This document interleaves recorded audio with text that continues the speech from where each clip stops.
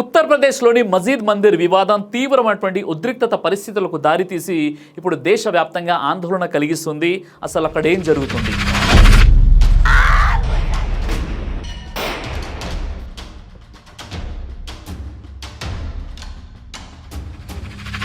ఉత్తరప్రదేశ్లోని సంభాల్ జిల్లాలోని 19 నవంబర్ 2024 మంగళవారం రోజు మధ్యాహ్నం పూట senior division civil judge Aditya Singh కోర్టులో ఒక పిటిషన్ని దాఖలు చేశాడు.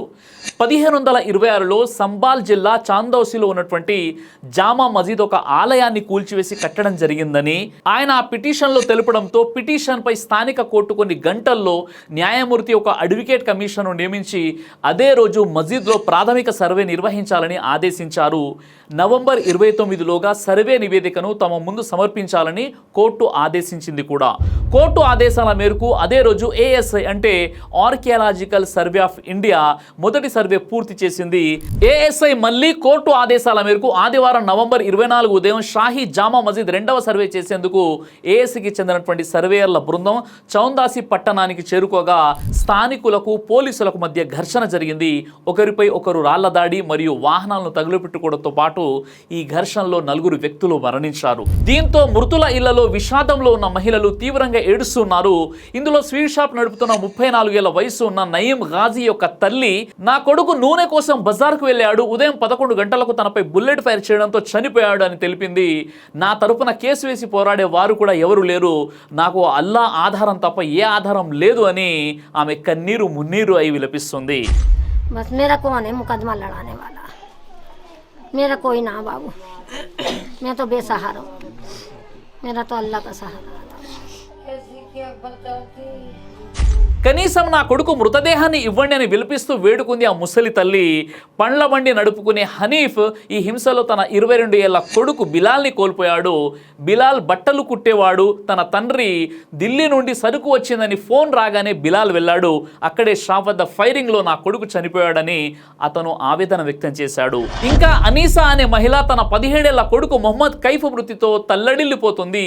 వీధిలో ప్లాస్టిక్ సామాన్లు అమ్ముకునే నా చిన్న కొడుకును చంపేశారు, ఇంకా నా పెద్ద కొడుకును కొట్టుకుంటూ బలవంతంగా ప్రజల ముందు ఈడ్చుకొని తీసుకువెళ్లారు, నేను అడ్డు వస్తే నన్ను కూడా లాఠీతో కొట్టారు అని తన ఆవేదనను ఆమె వ్యక్తం చేసింది. ముస్లిం కావడమే మేము చేసిన నేరమా, మేము మనుషులం కామని అక్కడ ఉన్నటువంటి ప్రజలు ప్రశ్నిస్తూ విలపిస్తూ ఉన్నారు.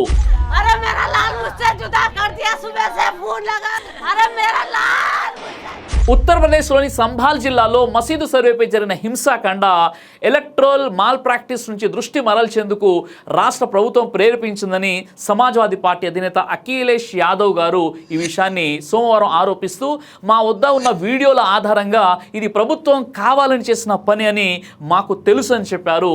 ప్రభుత్వం అవినీతితో ఓట్లను రాబట్టుకుంది కాబట్టి వారు పట్టుబడకూడదని సంభాల్లోని అల్లర్లు చేస్తున్నారు అని అఖిలేష్ యాదవ్ విలేకరులతో ఈ విషయాన్ని తెలియజేశారు. ఈ విషయానికి సంబంధించి రాజకీయ నాయకులు ఏం చెప్పారనే విషయానికి అసలు మనం పక్కన పెట్టేస్తే, అసలు ఇలాంటి విషయాలు ఎందుకు పునరావృతం అవుతున్నాయంటే ముఖ్యంగా ఈ విషయం మనం తెలుసుకోవాలి. సంభాల్లోని ఈ జామా మజీద్ ఒక ప్రొటెక్టెడ్ మాన్యుమెంట్ స్మారక చిహ్నం.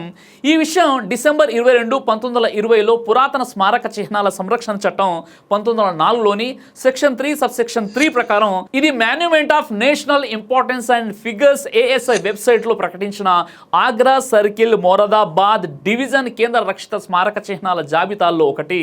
ఇది ఒక చారిత్రాత్మక కట్టడం. ఈ మజీద్ ఒక ఆలయాన్ని కూల్చివేసి కట్టడం జరిగిందని మొత్తం 8 మంది పిటిషన్లు సంభాల్ కోర్టులో కేసు వేశారు. వీరిలో జ్ఞానవాపి మసీదు, కాశీ విశ్వనాథ్ వివాదంలో న్యాయవాది అయిన హరిశంకర్ జైన్ కూడా ఉన్నారు. ఈ పిటిషన్లో వాళ్ళు ఏమంటున్నారంటే, సంభాల్ నగరం నడిబొడ్డున కల్కి భగవానుడికి అంకితం చేయబడిన శతాబ్దాల నాటి శ్రీ హరిహర్ టెంపుల్ ఉంది. దీనిని జామా మజీదు కమిటీ బలవంతంగా మరియు చట్టవిరుద్ధంగా ఉపయోగిస్తోంది. సంభాల్ ఒక చారిత్రాత్మక నగరం మరియు హిందూ శాస్త్రాలలో లోతుగా పాతుకుపోయిన ప్రత్యేక ప్రాముఖ్యతను కలిగి ఉంది. దీని ప్రకారం ఇది పవిత్ర స్థలం. ఇక్కడ కలికి అని పిలువబడే విష్ణు యొక్క అవతారం భవిష్యత్తులో ప్రత్యక్షమవుతుంది. ఇక్కడ పురాతన కాలంలో విష్ణు మరియు శివునితో కూడిన ఒక ప్రత్యేకమైన విగ్రహం ఉద్భవించిందని హిందూ గ్రంథాలు ధృవీకరిస్తున్నాయని, ఈ కారణంగా దీనిని శ్రీహరిహర ఆలయం అని పిలుస్తున్నారని, సంభాల్ శ్రీహరిహర ఆలయాన్ని విశ్వం ప్రారంభంలో విశ్వకర్మ స్వయంగా నిర్మించారు నిర్మించాడని, ఇంకా క్రీస్తు శకం 1526లో బాబర్ భారతదేశంపై దండెత్తి తన యొక్క శక్తిని చూపించడానికి అనేక హిందూ దేవాలయాలను ధ్వంసం చేశాడని, 1527 నుండి 1528లో హిందూ బేగ్ బాబర్ ఆర్మీ లెఫ్టినెంట్ సంబాలోని శ్రీహరిహర్ ఆలయాన్ని కూల్చివేశాడు మరియు ముస్లింలు ఆలయ భవనాన్ని మసీదుగా ఉపయోగించేందుకు ఆక్రమించుకున్నారని. ఇది పురాతన స్మారక చిహ్నాలు మరియు పురావస్తు ప్రదేశాలు మరియు ancient monuments and archaeological act 1958 section 18 ప్రకారం ఈ స్మారక చిహ్నం మాన్యుమెంట్ ఏఎస్ఐ పరిధిలోకి వస్తుంది కాబట్టి ప్రజలకు దీనిని దర్శించే హక్కు ఉంది. అందుకే ప్రజలందరూ ఇక్కడికి వచ్చే విధంగా ఓపెన్ చేసి ఉంచాలని కోర్టును పిటిషన్లు కోరారు. మరోవైపు ముస్లింల పక్షం వారు 1991 ఆరాధన చట్టం ప్రకారం 1947 తర్వాత మతపరమైన ప్రదేశాలు వాటి ప్రస్తుత స్థానాల్లోనే ఉంటాయని, వాటిని మార్చడం మరియు కూల్చివేయడం వంటివి చేయరాదు అని పార్లమెంటు మరియు సుప్రీంకోర్టు ఇప్పటికే పేర్కొంది. సంభాల్లోని జామా మసీద్ అనేక శతాబ్దాలుగా ముస్లింలు ప్రార్థనలు చేస్తున్నటువంటి చారిత్రక ప్రదేశం ఇది. కాబట్టి స్థానిక కోర్టు నుండి మాకు సంతృప్తికరమైన ఉత్తర్వు రాకుంటే హైకోర్టును ఆశ్రయించే హక్కు మాకు ఉంది అని ముస్లింలు అంటున్నారు. అయితే ఇప్పుడు గతాన్ని తవ్వి మసీద్ మరియు మందిరాల విషయాన్ని తెరపైకి తీసుకొచ్చేసి రాజకీయ లబ్ధి పొందుతూ ఎన్నైతే ఇప్పుడు గొడవలు జరుగుతున్నాయో ఇందులో ఎవరు కరెక్ట్ ఎవరు రాంగ్ అని తెలియాలంటే మీకు అసలు 1991 ఆరాధన చట్టం ఎలా వచ్చింది, ఇది ఈ చట్టం అమలులోనికి రావడానికి కారణాలు ఏంటి అన్న విషయాన్ని మీరు తెలుసుకోవాలి. ఆగస్టు 1991లో దేశంలో కాంగ్రెస్ ప్రభుత్వం అధికారంలో ఉన్న సమయంలో పివి నరసింహారావు ప్రైమ్ మినిస్టర్గా ఉన్నారు. దానికంటే ముందు 1990 ఎల్కే అద్వానీ మరియు బీజేపీ మరియు సంఘ్ పరివార్ ఆర్గనైజేషన్ ద్వారా రామ్ జన్మభూమి మూవ్మెంట్ ప్రారంభమైంది. దీని ద్వారా దేశంలో చాలా మత కల్లోలాలు ఏర్పడ్డాయి. హిందూ ముస్లింల మధ్య తీవ్రమైనటువంటి గొడవలు జరిగాయి. 500 మందికి పైగా మృత్యువాత పడ్డారు కూడా. ఇలాంటి ఉద్రిక్త పరిస్థితుల్లో పివి నరసింహారావు గారు అయోధ్య సమస్యకు సంబంధించి ఏవైతే గొడవలు జరుగుతున్నాయో ఇలాంటివి ఇంకా మళ్ళీ రిపీట్ అవ్వకూడదని, ఒకవేళ ఇలా ఉంటే దేశంలో మొత్తం మత కలహాలు ఇంకా పెరుగుతాయి అనేటటువంటి ఆలోచనతో ఆగస్టు 23, 1991లో ఈ బిల్ ని పార్లమెంట్ లో ఆయన ఇంట్రడ్యూస్ చేయడం జరిగింది. అలా ప్రవేశపెట్టిన బిల్ పేరే ప్లేసెస్ ఆఫ్ వర్షిప్ యాక్ట్, ఆరాధన చట్టం అని అంటారు. అప్పుడు బీజేపీ ఎంపీలు దీన్ని తీవ్రంగా వ్యతిరేకించారు. జనతాదళ్ మరియు లెఫ్ట్ వింగ్ ఎంపీలు దీన్ని సపోర్ట్ చేయడంతో బిల్ పాస్ అయిపోయింది. ఈ యాక్ట్ యొక్క ప్రధాన ఉద్దేశం ఏంటంటే ఏవైతే మతపరమైన ప్రార్థనా స్థలాలు ఉన్నాయో అవి వాటి స్థలాలలోనే యథావిధిగా ఉంటాయి, ఎలాంటి మార్పు చేర్పులు జరగవు. దాని యొక్క ప్రస్తుత రూపాన్ని మార్చరాదు. హిందూ దేవాలయం హిందూ దేవాలయంగానే ఉండాలి, మస్జిద్ మస్జిద్ లానే ఉండాలి. అలా అని మసీదుని కూల్చేసి మందిరాన్ని కట్టకూడదు, మందిరాన్ని కూల్చేసి మసీదు కూడా కట్టకూడదు. వేటి స్థానంలో అవే ఉండాలి అనేది ఆ యాక్ట్ యొక్క ఉద్దేశం. అదేవిధంగా ఏదైనా క్యాథలిక్ చర్చ్ని ప్రొటెస్టెంట్ చర్చ్గా కూడా మార్చరాదు. అంటే మతపరమైనటువంటి స్థలాలు ఏవైనా 1947 వరకు తమ వాస్తవ రూపాన్ని కలిగి ఉన్నాయో అవి అలానే ఉంటాయి, ఇంకా లీగల్గా వాటిని రక్షించబడును. అయితే ఈ చట్టం అనేది అయోధ్యలో ఉన్నటువంటి రామ్ మందిర్కి తప్ప మిగతా మతపరమైన అన్ని స్థలాలకు వర్తిస్తుంది. ఎందుకంటే ఈ యొక్క రామ్ మందిర్ సమస్య అనేది చాలా పెద్దది కాబట్టి ఈ సమస్య తీరిపోతే దేశంలో జరుగుతున్న మత కలహాలు ఆగిపోతాయి, అందరూ కలిసిమెలిసి ఐక్యత భావంతో ఉంటారు అని చెప్పి రామ్ మందిర్కి ఈ చట్టం వర్తించదు అని ఆ రోజు చెప్పడం జరిగింది. అంతేకాకుండా అయోధ్య తీర్పు వచ్చినప్పుడు ప్లేసెస్ ఆఫ్ వర్షిప్ యాక్ట్ని చాలా మంది అభినందించడం జరిగింది. అయితే ఈ చట్టం యొక్క ప్రత్యేకత ఏంటంటే ఈ చట్టం గతంలో జరిగినటువంటి తప్పులను కరెక్షన్ చేయదు. దేశ స్వాతంత్రం కంటే ముందు జరిగినటువంటి విషయాలతో పాటు వాటిని పూడ్చిపెట్టేయాలి, అప్పుడే మనం అభివృద్ధి చెందగలమని సుప్రీంకోర్టు చెప్పడం జరిగింది. అంతేకాదు సుప్రీంకోర్టు మతపరమైన స్థలాలను మార్చడం, కొత్తగా పుట్టుకొచ్చే మందిర్ మసీద్ వివాదాలను రానివ్వకుండా చూడడం, గతాన్ని మళ్ళీ తవ్వి కొత్తగా వాటిని బయటికి తీయకూడదని, ప్రజలు మర్చిపోయిన సమస్యలను పొలిటికల్ లీడర్స్ ఎప్పుడు కూడా ప్రస్తావించకూడదని, ఈ విధంగా వీటన్నిటిని ఆపడం ప్లేసెస్ ఆఫ్ వర్షిప్ యాక్ట్ యొక్క పని అని సుప్రీంకోర్టు గతంలో తెలియజేసింది. కానీ ఇక్కడ ఆశ్చర్యం కలిగించే విషయం ఏంటంటే కొన్ని సంవత్సరాల లోపే అదే సుప్రీంకోర్టు ప్లేసెస్ ఆఫ్ వర్షిప్ యాక్ట్ను బలహీనపరుస్తూ మళ్ళీ వెళ్ళి అక్కడ మసీదు ఉందా మందిర్ ఉందా కనుక్కొని రండి అని ఏఎస్ఐకి అనుమతి అనేది అదే సుప్రీంకోర్టు ఇవ్వడం జరుగుతుందని అనేక మంది ఆరోపణలు చేస్తున్నారు.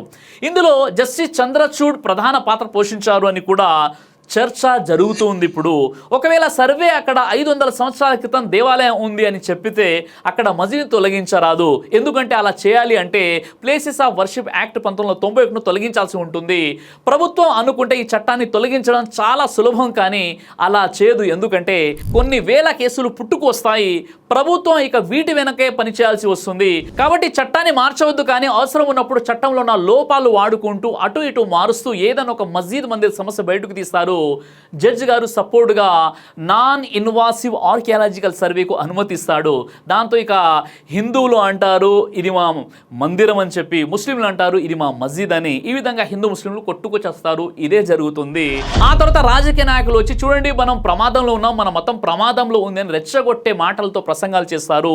ప్రజలను భయభ్రాంతులకు గురి చేస్తారు.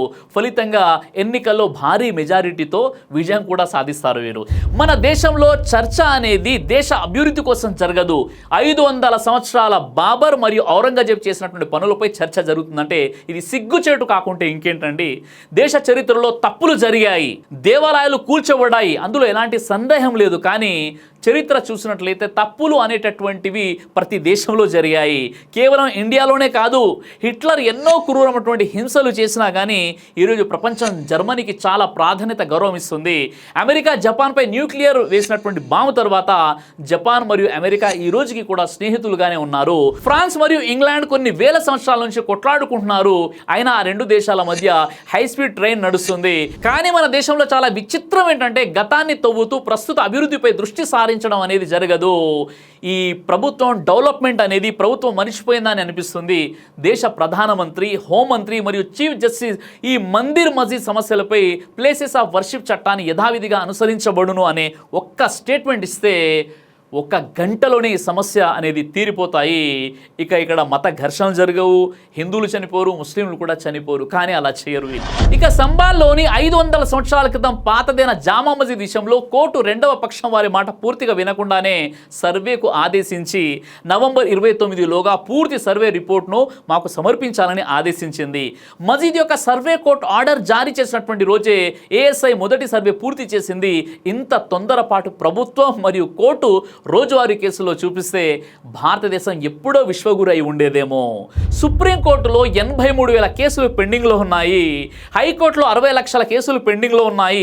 లోయర్ కోర్టులో 40 లక్షల కేసులు పెండింగ్లో ఉన్నాయి. వీటన్నింటిని పరిశీలించడానికి కోర్టుకి దాదాపుగా 20 నుండి 30 సంవత్సరాల సమయం పడుతుంది. సాధారణమైనటువంటి ప్రజలు వారి యొక్క సమస్యలతో కోర్టులు మెట్లెక్కుతుంటే అలాంటి కేసులన్నీ పక్కన పెట్టేసి ఈరోజు 500 సంవత్సరాల క్రితం జరిగినటువంటి సంఘటన, భూమిలో పాతబడిపోయినటువంటి దానిని ఇంత ఆసక్తిగా స్పీడ్గా వర్క్ చేస్తూ బయటకు తీసి సర్వేలు మరి చేస్తున్నారు. ఏం సాధిస్తారండి ఇలాంటి విషయాలతో? ఒక విషయం గుర్తుపెట్టుకోండి, భారతదేశంలో ఒక మందిరం లేదా మసీద్ పెరిగినందుకు ఒక రాష్ట్రం బాగుపడదండి, ఒక జిల్లా బాగుపడదు, కనీసం ఒక గ్రామంలో ఉన్నటువంటి యువత కూడా ఉద్యోగం అనేది రాదు. ఒక మసీదు పెరిగినా, ఒక మందిరం పెరిగినా. అసలు ఈ మందిరం మరియు మసీద్ యొక్క కాన్సెప్ట్ ఏంటండి? ఒక మనిషిలో నైతిక పరివర్తన రావాలనే కదా. అందుకే చూడండి, ఏ మసీదులో కూడా అక్కడ మీకు మద్యం సేవించి వెళ్ళరు, లేదా చెడు కార్యక్రమాలు అక్కడ జరగవు. అలాగే టెంపుల్లో కూడా మద్యం సేవించి లేదా ఇతర చెడు పనులు చేయడానికి టెంపుల్కి ఎవరు కూడా వెళ్ళరు. ఈ మందిరమైన మసీద్ అయినా ఇవి ఎందుకోసం అంటే మనుషులు ఒక నైతిక పరివర్తన రావాలి, తద్వారా మానవులంతా ఐక్యమత్యంతో సోదర భావంతో జీవితం గడపాలని మనం మసీదు మరియు మందిరానికి వెళ్తూ ఉంటాం. కానీ ఇక్కడ దౌర్భాగ్యం ఏంటంటే ఏ మసీదు మందిరాలైతే లోక కళ్యాణం కోసము, సోదర భావం కోసం, మత సామరస్యం కోసము, మనిషిలో ఒక నీతి నిజాయితీని కలిగించడానికి ఈ మసీద్ మరియు మందిరాలను ఏర్పాటు చేయడం జరిగిందో వాటి యొక్క లక్ష్యాలను, ఉద్దేశాలను మనం పక్కన పెట్టేసి ఆ మసీద్ మందిరం కోసమే మనం కొట్టుకుని చేస్తున్నామంటే ఇక అలాంటి మసీదులు ఎందుకు, అలాంటి మందిరాలు ఎందుకు? ఒక్కసారి మీరే ఆలోచించండి సోదరులారా. ఒకవైపు అమెరికా, యూరప్, జపాన్లు టెక్నాలజీ మరియు డెవలప్మెంట్ గురించి మాట్లాడుకుంటుంటే మనమేమో మసీద్ మరియు మందిరాల గురించి వాదులాడుకుంటున్నాం. రాజకీయ నాయకుల స్వార్థ ప్రయోజనాల కోసం ఎంతోమంది అమాయకులు తమ ప్రాణాలు సైతం కోల్పోతున్నారు. ఎంతవరకండి ఈ మారణహోం? ఎప్పటి వరకు మత ఘర్షణలు? అది మజీదా, మందిరమా? ఈ విషయాల పట్ల మనం గొడవలు పెట్టేసుకొని ఈరోజు అమాయక ప్రజలు చనిపోతున్నారు. వారి యొక్క కుటుంబ సభ్యుల పరిస్థితి ఏంటి? ఏ వ్యక్తులైతే అక్కడ చనిపోయారో వారిపై ఆధారపడినటువంటి ఆ తల్లి, తండ్రి, వారి యొక్క అక్క, చెల్లి, తమ్ముడి యొక్క పరిస్థితి ఏంటి? ఒక్కసారి ఎప్పుడైనా మీరు ఆలోచించారా? ఇక్కడ ఒక బాధ కలిగించే విషయం ఏంటంటే, నేను ముస్లిం కాబట్టి నాకు మసీద్ కావాలి, లేదు నేను హిందూ కాబట్టి నాకు టెంపుల్ కావాలని ఈ విధంగా ఈ మసీదుల కోసం, టెంపుల్ల కోసం మనం కొట్లాడుకుంటూ ఉన్నట్లయితే మన దేశం యొక్క భవిష్యత్తు ఏమైపోతుంది? నిజంగా ఒక మసీద్ మరియు మందిరం మనకు ఒక జాబ్ని తీసుకొస్తుందా? మన దేశాన్ని డెవలప్మెంట్ వైపుకు తీసుకెళ్తుందా?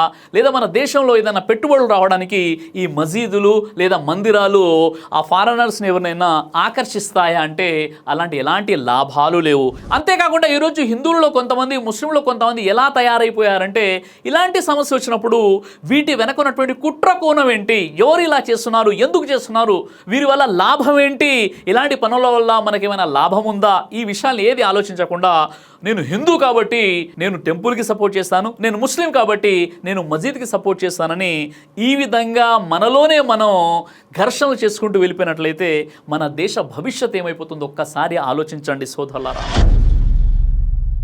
ఈరోజు మన దేశ పరిస్థితి ఎలా తయారైందంటే, ఉదయం మన నిద్ర లేవగానే మసీదు సమస్య, లేదా మందిర్ సమస్య, లేదా హిందూ ముస్లిం మధ్య వైషమ్యాలు, లేదా ఒక మతం వారిపై మరొక మతం వారు బురద జల్లడము, మీ ప్రవక్త గురించి ఎలా అన్నారు, మీ దేవి దేవతల గురించి ఫలానా వ్యక్తి ఇలా హేళన చేస్తూ మాట్లాడాడు, ఇలాంటి విషయాలను మనం మాట్లాడుకుంటున్నాం. ఇలాంటి విషయాలే ఈరోజు మనకు వినబడుతున్నాయి. ఇది మన దేశ భవిష్యత్తుకు ఒక గొడ్డలి పెట్టు తప్ప మరేమీ కాదు సోదరులారా.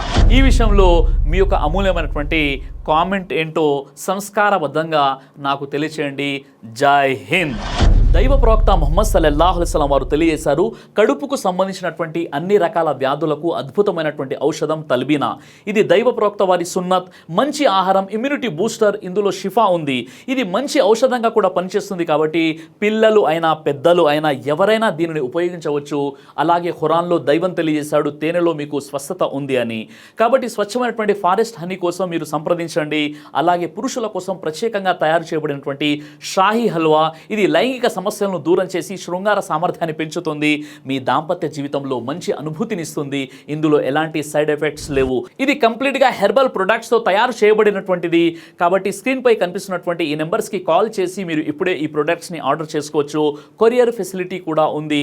ఆలస్యం ఎందుకు, వెంటనే ఆర్డర్ చేయండి.